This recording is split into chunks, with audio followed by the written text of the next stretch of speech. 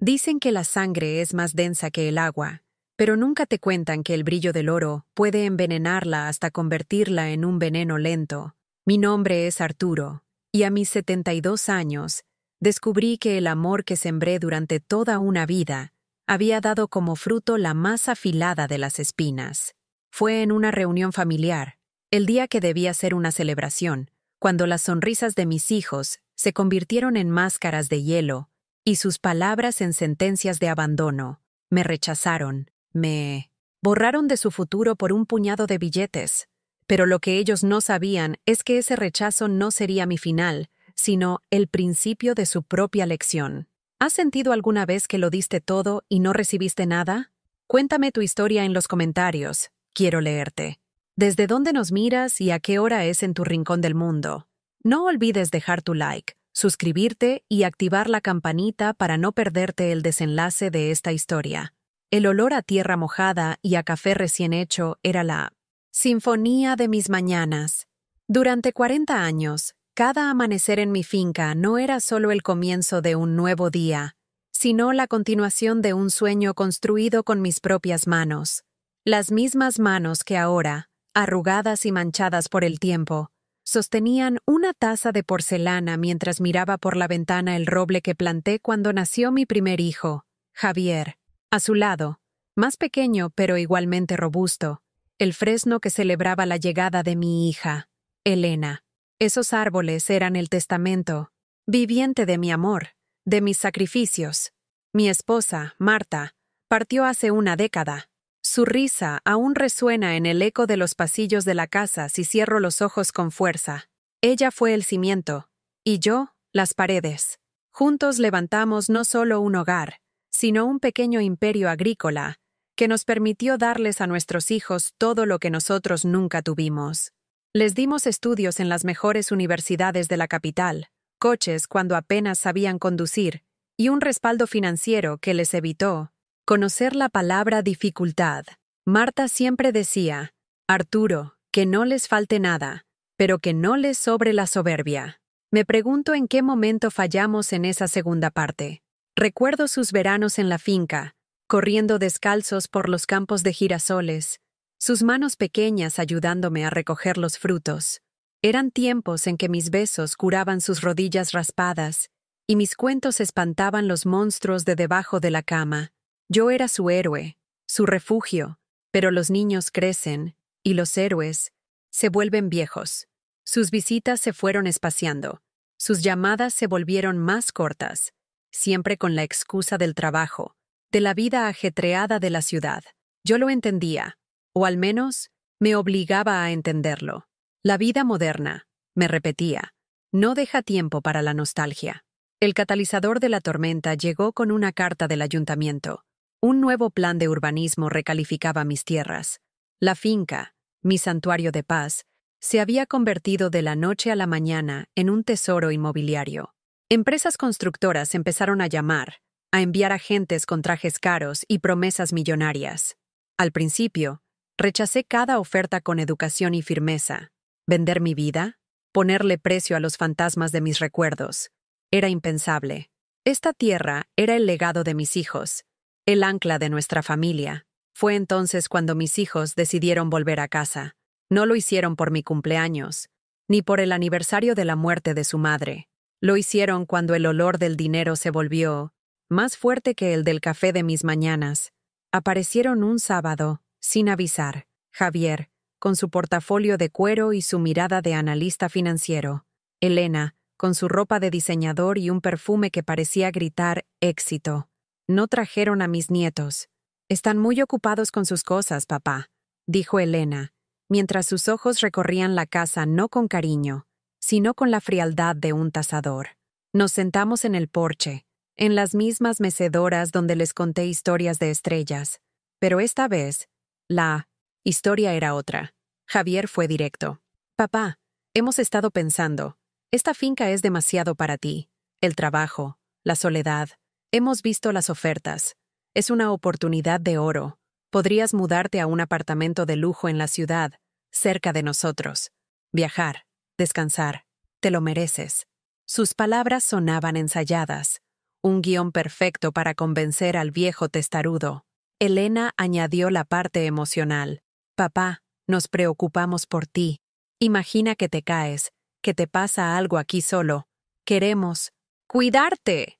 Sentí un frío que no tenía nada que ver con la brisa de la tarde. En sus voces no había preocupación genuina, había urgencia. En sus ojos no había amor filial, había el reflejo de cifras con muchos ceros. Les expliqué mi deseo de morir donde había vivido, de preservar el legado de su madre. Les hablé del roble y del fresno, pero ellos no veían árboles, veían metros cuadrados edificables. La conversación se tensó. Por primera vez, sentí que no hablaba con mis hijos, sino con dos, extraños que llevaban sus rostros. La herida inicial no fue una discusión a gritos, fue un silencio helado. El silencio que se instaló cuando se dieron cuenta de que su padre, el viejo héroe, se interponía entre ellos y una fortuna. Ese día, al verlos marchar en su coche de lujo levantando el polvo del camino, comprendí que la primera grieta se había abierto en los cimientos de nuestro hogar, y supe, con una certeza dolorosa, que no se detendrían hasta derrumbarlo todo. Los días que siguieron a Bert, esa primera visita se convirtieron en una lenta tortura. El teléfono, antes un amigo silencioso que solo sonaba para breves saludos, se transformó en un heraldo de la codicia. Ya no preguntaban si había dormido bien o si los dolores de la espalda me dejaban en paz. Las conversaciones tenían un único guión. ¿Llamó alguien más, papá?, preguntaba Javier, su voz desprovista de cualquier emoción que no fuera la impaciencia. La oferta de Constructora Sol del Valle es la mejor hasta ahora, pero sí, esperamos demasiado. Podrían retirarla. Elena, por su parte, había perfeccionado el arte de la manipulación emocional. Pensaba en los niños, papá, en su futuro. Esta finca podría pagar sus estudios en el extranjero. ¿No es eso lo que mamá habría querido? Que la familia prosperara. Cada llamada era un golpe en el alma. Usaban el recuerdo de Marta como un arma, retorciendo su memoria para justificar su avaricia. Me hablaban de mi soledad no como algo que lamentaban, sino como una prueba de mi incompetencia. No puedes manejar todo eso tú solo, insistían. Es una carga. Te estamos ofreciendo una liberación, pero yo no me sentía cargado por mi tierra. Me sentía anclado por ella, de la mejor manera posible. Eran sus expectativas, su presión incesante, lo que se había convertido en un peso insoportable. Empecé a caminar por mi propia casa como un fantasma. El brillo de los muebles de madera que había pulido con Marta durante años parecía opacado. El sabor del café se sentía amargo en 1900 en mi boca. Me sentaba en el porche, mirando el roble y el fresno, y ya no veía el símbolo de mi amor por ellos, sino el de mi fracaso. ¿En qué momento se habían convertido en esto? Buscaba en mis recuerdos, en las noches en vela cuidando sus fiebres, en los aplausos orgullosos en sus graduaciones. Intentaba encontrar la semilla de esa frialdad, el instante en que el dinero se volvió más importante que su padre. No lo encontraba, y esa ignorancia era un tormento adicional. Dejé de contestar el teléfono. El silencio era preferible a sus voces, que ya solo servían para recordarme la distancia que se había abierto entre nosotros. Mi silencio, sin embargo, fue la excusa perfecta para ellos. Un par de semanas después, se presentaron de nuevo. Esta vez, su actitud era diferente. Ya no había sonrisas forzadas ni falsas preocupaciones. Había una determinación fría, la de dos ejecutivos a punto de cerrar un trato hostil.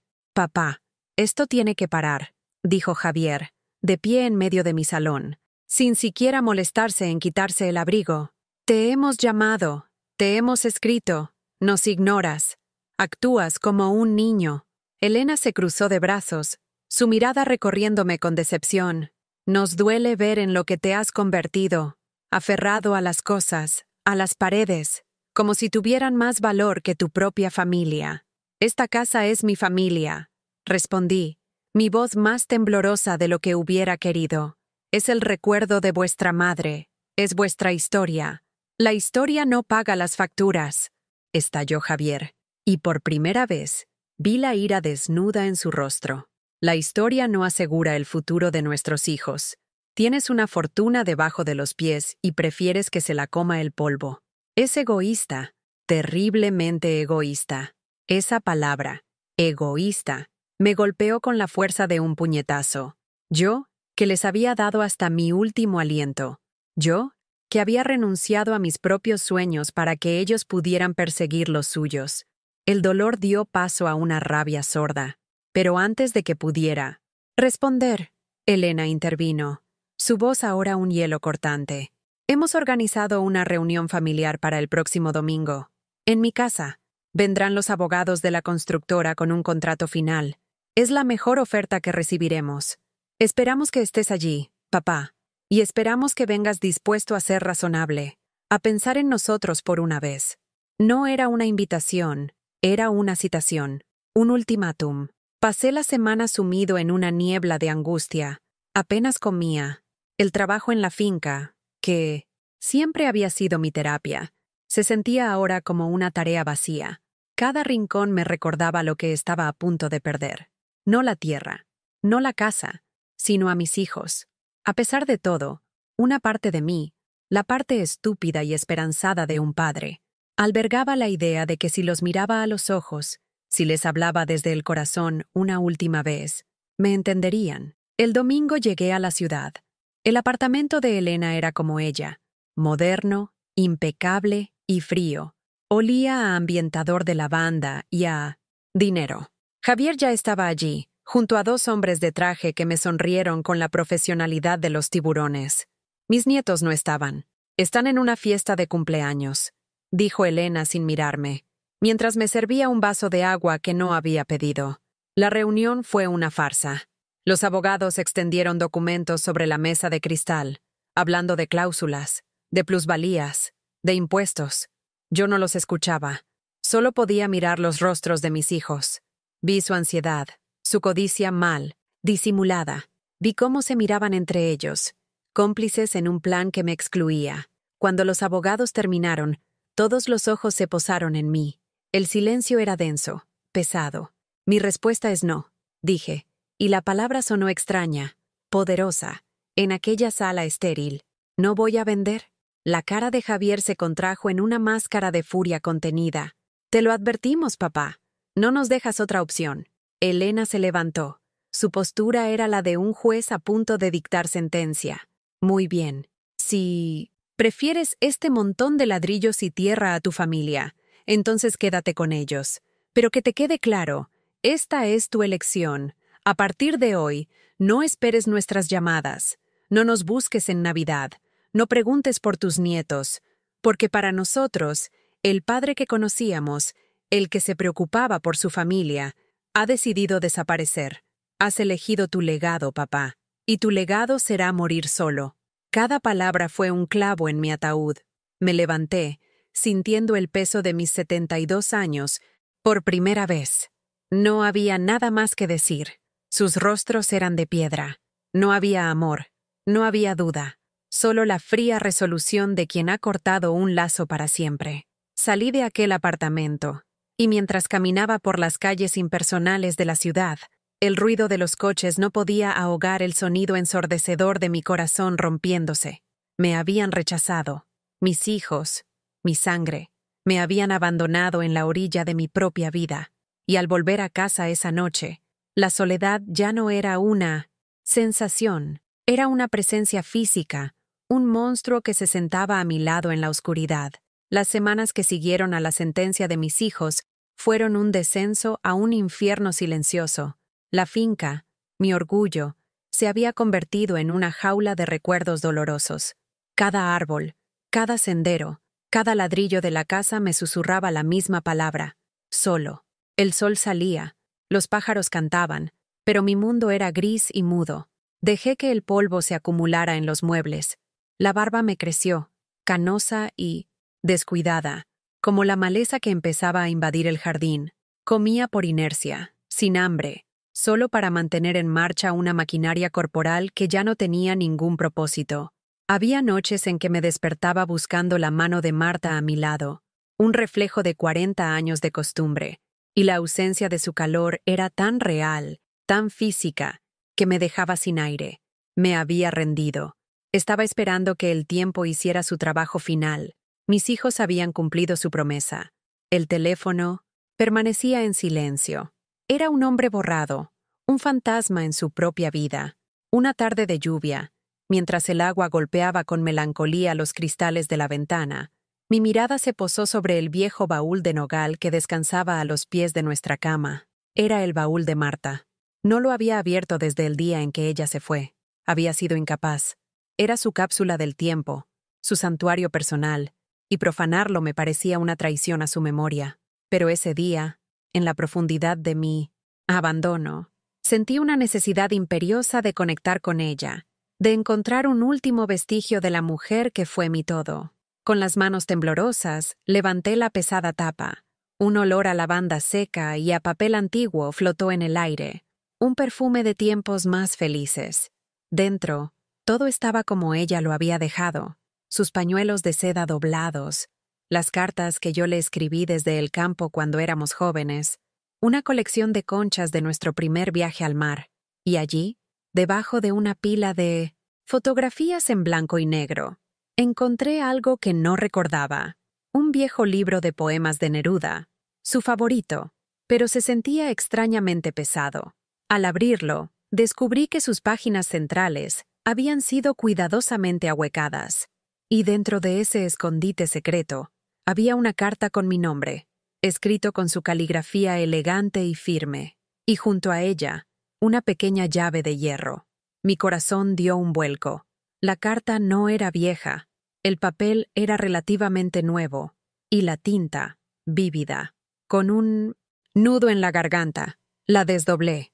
«Mi querido Arturo», comenzaba, «si estás leyendo esto, es porque el miedo que siempre guardé en un rincón de mi corazón se ha hecho realidad. Te pido perdón por este secreto, mi amor, pero lo guardé no por falta de confianza en ti, sino por un exceso de amor por nuestros hijos y por el temor a sus debilidades. ¿Recuerdas hace 20 años, cuando mi padre murió y te dije que me había dejado una pequeña herencia con la que pagamos las deudas de la finca? No fue toda la verdad. La herencia fue considerable. Mi padre fue un hombre difícil, pero fue previsor. Vi en Javier, desde niño, la misma sed de éxito y la misma frialdad para los negocios que tenía mi padre. Y vi en Elena una necesidad tan grande de aprobación que la hacía vulnerable a la influencia de su hermano. Recé cada día para equivocarme.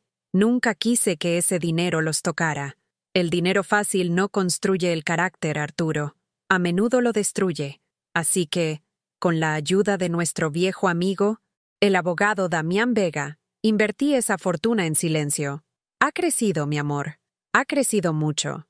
No te preocupes. Estás segura. A tu nombre y al mío. Esta llave que tienes en tus manos abre una pequeña caja de seguridad en el Banco del Pueblo. Dentro encontrarás todos los documentos. Pero escúchame bien, Arturo. Este dinero no es para ellos. No es un premio para que lo reclamen. Es tu escudo. Es tu libertad. Siempre te entregaste por completo. A mí. A ellos. A esta tierra. Siempre pusiste las necesidades de todos por encima de las tuyas. Pero tu vida es tuya. Tu felicidad es un tesoro que nadie tiene derecho a arrebatarte. Si ellos han permanecido a tu lado, si el amor ha prevalecido sobre la ambición, quema esta carta y olvida esta llave.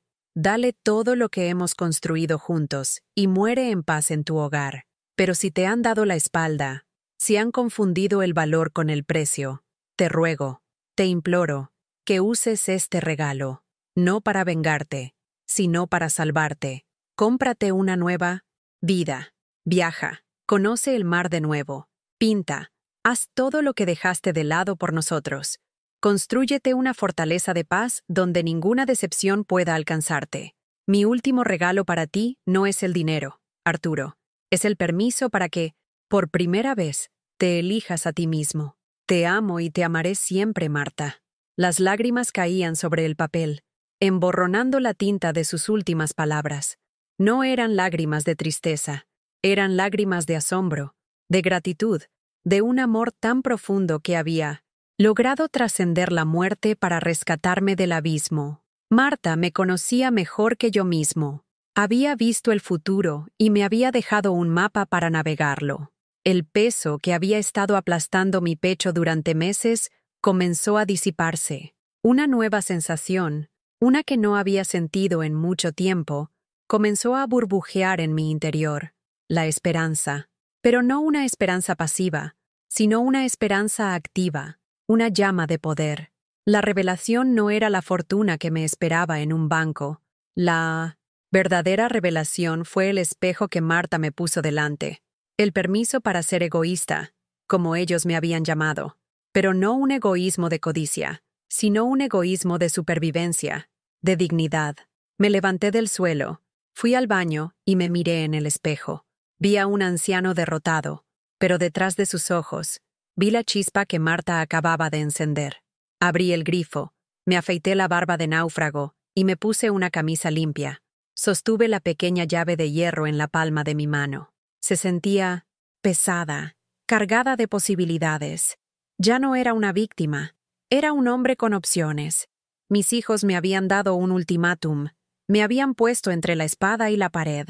Lo que no sabían es que mi esposa me había dejado una puerta secreta para escapar. Caminé hacia el teléfono, pero no para llamarles. Busqué en la vieja agenda de contactos hasta que encontré el número. Vega y Asociados. Abogados. Marqué sin dudar. Buenos días, dije cuando contestaron, y mi propia voz me sorprendió. Sonaba firme, serena. Mi nombre es Arturo Morales. Creo que el señor Damián Vega me está esperando. El encuentro con Damián Vega fue como beber un vaso de agua fresca en medio del desierto. Damián era un hombre de la edad de Arturo, con ojos que habían visto mucho de la naturaleza humana y un apretón de manos que transmitía una lealtad inquebrantable. Él había sido el guardián silencioso de la promesa de Marta por 2 décadas. En su polvoriento despacho, que olía a libros y a justicia, abrió los yotos archivos y desveló el tapiz de la previsión de Marta. Las cifras en las páginas eran asombrosas, pero lo que realmente conmovió a Arturo fue la meticulosidad de su esposa, el cuidado en cada inversión, cada decisión pensada para proteger al hombre que amaba. Arturo no sintió el vértigo de la riqueza, sino el peso de una inmensa responsabilidad. El dinero no era el fin, era el medio, y el fin, ahora lo entendía, no era la venganza. Era la redención, su propia redención. Pasó las semanas siguientes trabajando incansablemente con Damián. La niebla de la depresión se había disipado, reemplazada por un propósito cristalino. La primera decisión fue la más importante. La finca no se vendería. Nunca. En su lugar, nacería allí la Fundación Marta Morales. Un lugar para acoger a ancianos que, como él, habían sido descartados por sus familias. Un lugar donde podrían vivir con dignidad, trabajando la tierra si querían, compartiendo historias, reconstruyendo una comunidad. La finca no sería un mausoleo de recuerdos, sino un vivero de nuevas oportunidades. El roble y el fresno, plantados para sus hijos, ahora darían sombra a muchos otros padres y madres. Con los documentos legales en marcha, llegó el momento de cerrar el círculo. Damián envió una carta oficial a Javier y a Elena. El lenguaje era formal y deliberadamente vago, convocándolos a una reunión final para la resolución del patrimonio Morales en la finca. Arturo sabía que el cebo de la codicia sería irresistible. Vendrían esperando su capitulación, ansiosos por firmar los papeles de la venta y reclamar su premio. Y era exactamente esa arrogancia la que necesitaba para el acto final. Llegaron el domingo siguiente, en el mismo coche de lujo, levantando el mismo polvo de antes. Pero esta vez, Arturo no los esperaba sentado, encogido en su mecedora. Estaba de pie en el porche, con la espalda recta, vistiendo una camisa limpia y pantalones de trabajo. A su lado, Damián Vega, con un aire de serena autoridad. El escenario de poder había cambiado. «Papá, por fin», dijo Javier al acercarse, con una sonrisa que no le llegaba a los ojos. «Estábamos preocupados de que siguieras con esta terquedad. Me alegro de que hayas entrado en razón». Elena asintió, ya mirando la casa con ojos de propietaria. Arturo permaneció en silencio, dejando que el presuntuoso comentario de su hijo flotara en el aire. Los invitó a sentarse en las mecedoras. Lo hicieron, impacientes. Arturo permaneció de pie, mirándolos desde arriba. «Os he llamado aquí para daros una noticia sobre el futuro de esta finca», comenzó Arturo, su voz calmada y firme, desprovista de cualquier temblor.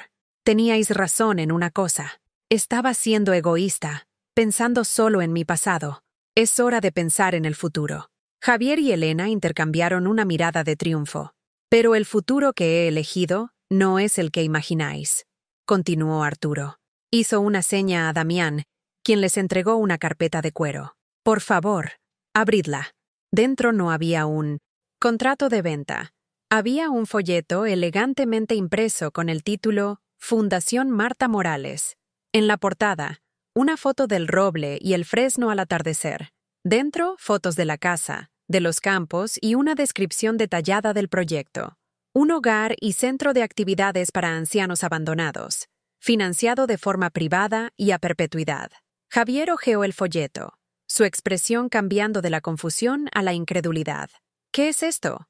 ¿Una broma? ¿Con qué dinero vas a financiar esta locura?». Fue entonces cuando Arturo se lo contó. No habló de la cantidad, solo de la fuente. «Vuestra madre fue una mujer más sabia que todos nosotros. Sabía que el mayor riesgo para una familia no es la pobreza, sino la riqueza sin valores. Me dejó un regalo, un escudo para protegerme, no de extraños, sino de vosotros». El silencio que siguió fue más elocuente que cualquier grito. La máscara de superioridad de Javier se deshizo, revelando una pálida e impotente ira. Miró a Damián, luego a su padre, como si buscara una falla en la historia, un truco. Elena, por otro lado, palideció. Por primera vez, Arturo vio un destello de algo más en sus ojos, la dolorosa comprensión de lo que habían perdido. No el dinero, sino el amor, el respeto, el último eslabón con la memoria de su madre, que ahora, desde el más allá, los había juzgado y encontrado indignos. «Me rechazasteis en una reunión familiar porque me negué a ponerle precio a mi vida», dijo Arturo, y sus palabras ahora tenían el peso del acero. «Así que he decidido rechazar vuestra definición de valor. Queríais el dinero de la venta de esta tierra. En cambio, todo el dinero que vuestra madre me dejó se usará para honrar su nombre, arreglando lo que gente como vosotros rompe». Se acercó al borde del porche, dándoles la espalda y mirando sus campos. «A partir de hoy, esta ya no es solo mi casa. Es un legado de amor y dignidad. No tenéis parte en ello. Vuestros nombres no están en los estatutos. Vuestros hijos nunca heredarán esta tierra». Se giró para enfrentarlos una última vez, con los ojos secos. «No siento rabia, solo una profunda lástima. Estáis tan obsesionados con ganaros la vida que os habéis olvidado de cómo vivir. Ahora, si me disculpáis, Damián y yo tenemos un futuro que construir». No esperó una respuesta. Entró en la casa, seguido por Damián, cerrando la puerta tras de sí. La catarsis no estuvo en los gritos ni en las acusaciones, sino en un acto decisivo de creación y desapego. Ya no necesitaba su perdón ni su aprobación. Al cerrar esa puerta, no solo estaba excluyendo a sus hijos de su casa, sino también de su corazón. Se había redimido no al enfrentarlos, sino al abrazar finalmente el futuro que Marta le había hecho posible. La redención era suya, y solo suya. El primer año de la Fundación Marta Morales transformó la finca de maneras que Arturo nunca había imaginado. El silencio, antes un sudario pesado y opresivo, fue reemplazado por una sinfonía de vida. El eco de risas rebotaba en las paredes del granero, ahora un taller de carpintería y arte. El aroma del café por las mañanas se mezclaba con el del pan recién horneado en la cocina comunal. La soledad se había evaporado, como el rocío bajo el sol de la mañana. Arturo ya no era el único guardián de la tierra. Ahora era el corazón de una comunidad. A él se unieron otros 12 residentes, hombres y mujeres con historias de olvido similares a la suya, pero con espíritus que se negaban a marchitarse. Estaba Isabel, una ex profesora de música que ahora daba clases de piano en el viejo instrumento de Marta, llenando el aire con melodías de Chopin. Estaba Manuel, un marinero retirado que contaba historias del mar a cambio de ayuda para cuidar su preciado jardín de tomates. Arturo encontró en ellos no una familia de reemplazo, sino una familia por elección, forjada no en la sangre, sino en el respeto mutuo y en el propósito compartido de vivir sus últimos años con plenitud y dignidad. Él mismo había redescubierto pasiones olvidadas. Volvió a trabajar la madera, sus manos nudosas pero firmes tallando pequeñas figuras de animales para los nietos de Isabel y Manuel, que sí venían de visita. Encontró una paz profunda en la rutina de la siembra, en el milagro de ver brotar la vida de la tierra, un milagro que ahora compartía con otros. Su risa era frecuente y genuina. La amargura se había ido, lavada por el flujo constante de la nueva vida que lo rodeaba. En cuanto a Javier y Elena, su historia tomó un rumbo diferente. Impulsados por la rabia y la humillación, intentaron impugnar la creación de la fundación. Contrataron abogados caros que chocaron contra el muro legal inexpugnable que Damián Vega había construido. Cada documento estaba en orden. Cada cláusula era irrefutable. La herencia de Marta estaba blindada, y el propósito de la fundación era legalmente sólido como una roca. Fracasaron. Su derrota no fue solo legal, sino personal. Javier, obsesionado, visitaba la página web de la fundación casi a diario. Veía las fotos de su padre sonriendo, rodeado de extraños que lo miraban con un afecto que él y su hermana habían desechado. Vio la noticia en un periódico local que elogiaba la iniciativa, llamando a Arturo un visionario con corazón. Esa admiración pública era un veneno que corroía su orgullo.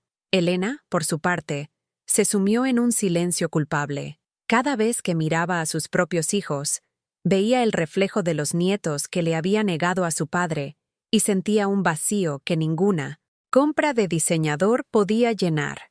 Habían ganado una fortuna potencial, pero habían perdido su historia, su ancla, su alma. Estaban a la deriva en un mar de riqueza material, pero profundamente empobrecidos en todo lo que de verdad importaba. No hubo llamadas de arrepentimiento. El abismo era demasiado grande para cruzarlo.